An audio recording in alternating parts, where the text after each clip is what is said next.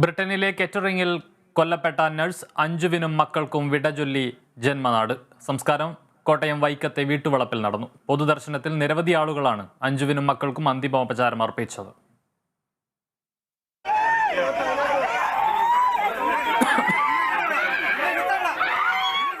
രാവിലെ 8 മണിക്ക് നെടുമ്പാശ്ശേരിയിലെത്തിച്ച മൃതദേഹം 11 മണിയോടെയാണ് വൈക്കത്തെ വീട്ടിലെത്തിച്ചത്. മകളെയും കൊച്ചുമക്കളെയും കൊലപ്പെടുത്തിയ സഞ്ജുവിന് പരമാവധി ശിക്ഷ നൽകണമെന്ന് അഞ്ജുവിന്റെ പിതാവ് അശോകൻ പറഞ്ഞു.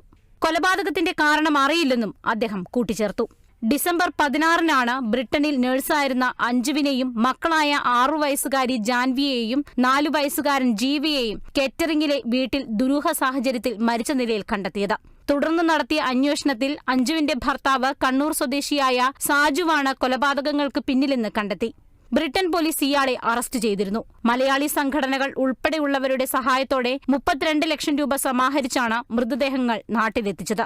മൃതദേഹം ഏറ്റുവാങ്ങാൻ ജനപ്രതിനിധികളും നാട്ടുകാരുമടക്കം നിരവധി പേർ വിമാനത്താവളത്തിലെത്തിയിരുന്നു. Kerala vision news, Kochi.